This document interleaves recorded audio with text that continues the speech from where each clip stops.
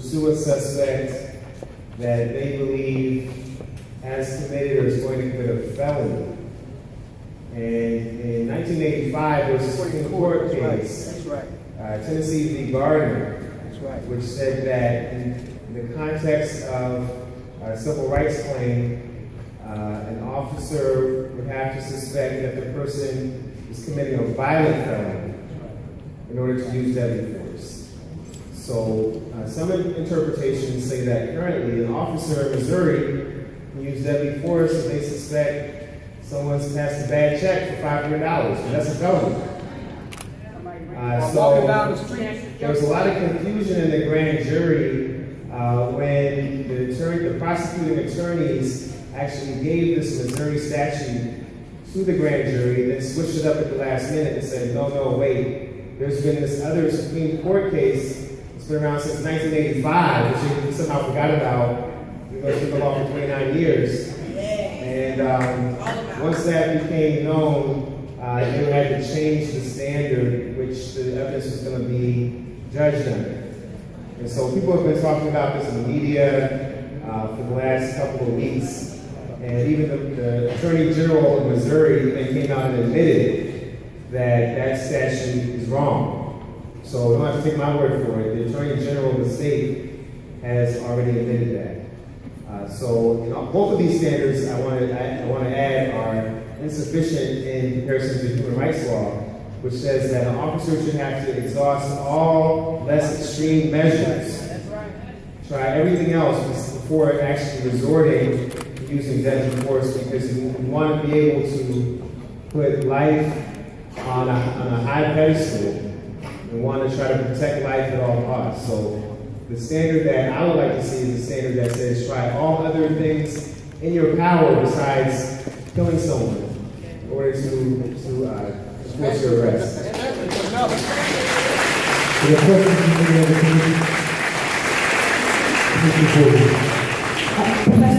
Thank you so much for being here. I have a question. You said that in the city of St. Louis, you are of the opinion that those statutes can be changed locally and don't require legislation in Jefferson City or action by the Supreme Court. Are you of the opinion that that can happen in St. Louis County as well? Yes, so the Board of Aldermen can pass local ordinances. And so we have a Public Safety Council that regulates police behavior in the city that can address these problems. So yes, I am of the opinion that you don't have to go all the way to the Supreme Court or go to Jeff City to change those local ordinances and address the problem on a local level. And also, in St. Louis County, many of those governments are charter governments. So you can go and start this process via the charter system. Questions from the commissioners? Chief, I just want to ask one quick question in the spirit of accountability, with thanks to Ms. Gorman and to Professor Hansford. You gave us two letters from Stephen Hawkins of Amnesty International USA, one to Chief Jackson, the other to Chief Dotson. You noted that Chief Dotson did not respond. You didn't know whether Chief Jackson responded. Did Chief Jackson respond to the letter? No one from Ferguson responded. Respectfully, in the spirit of accountability, I'd just like to go on the record to invite Chief Dotson and Chief Jackson and join my voice with those who have signed this letter, Stephen Hawkins of Amnesty International and others, and on the record to invite a response from Chief Jackson and to Chief Dotson. Two of them, dated August 12, 2014, and invite them to respond with a copy to me, if not the commission, before the end of the year. Thank you. Thank you. Okay, so we're going to ask. Okay, we're going to ask Director Isom to return to build on your questions and comments about training and training standards.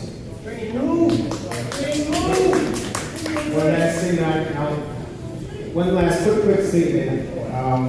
Josh here, who also is someone who's been out there all the time, wanted to make a quick statement. He asked me. Josh,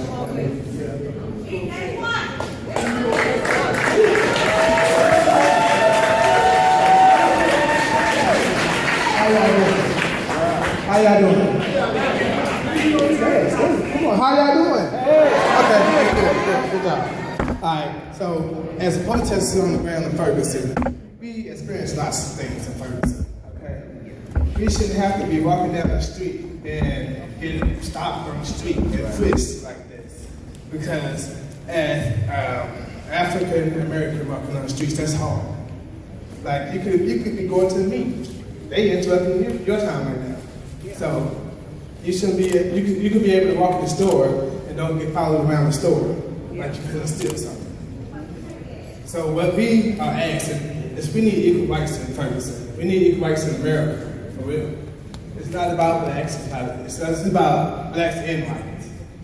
Yeah, I think we say Black Lives Matter. That's right. You know, all lives matter. That's right. All lives matter. My grandmother, we took West Florissant and protested. We had kids out there getting tear gas. That's right. That shouldn't happen. Old women, kids out there getting tear gas and shot. In the daylight. When the police go out there in their uniforms, they don't see nothing but thugs. All they see is targets in the streets that they shoot at. That's right. And as a baby growing up in Ferguson, they shouldn't have to experience that. They shouldn't have to experience tear gas in their system. We got pregnant women out there getting tear gas. Elderly women. We got elderly women. Elderly women out there getting tear gas. Now we don't talk to the people. We shouldn't have to walk down the street and get shot at. That's right. Mike Brown was about to go to college that next day, but our officer who got a trigger-happy finger shot him dead in the streets of the candy field. And now he is resting in heaven instead of getting his education in college. We shouldn't have that. We shouldn't have him laying on the street for 4.5 hours in the 90-degree weather. And didn't get justice. And then, after that, what made it worse, the cop that killed him is still on the loose. No indictment. Another killer cop on the loose. Another killer cop is on the loose. That means he's going to find his next victim and shoot him dead in the street. Yeah, I shouldn't have to. Right. I shouldn't have to sit next to my dead mother and she cried her eyes out because her son dead, shot by 6 police. 6 times in the back. 6 times in the back by walking up the hill with a sandwich. Really? We shouldn't have to do that. And then to make that worse, his cop killer gonna run free. We're not gonna keep standing for this. We're gonna stand up for our rights. We're gonna stand up for what's right in America. We're gonna tell the police that they ain't right to keep putting our black kids down. We're gonna tell them that we demand them to step down to a lower level. Because you have no right to shoot me dead. Because I got an education, I got family. And I will like to return home to my family without getting shot dead in the street. I will be out here every day until we get justice for our black people. Until I get justice for my black people. Until I get justice for my white people. Okay? So, if we don't get justice, no justice? No peace! No justice? No peace! No justice? No peace!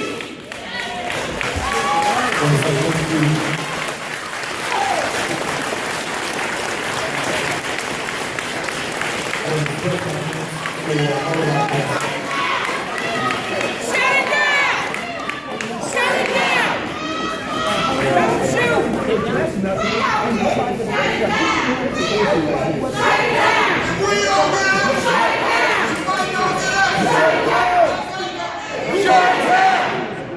Ferguson, shut it down.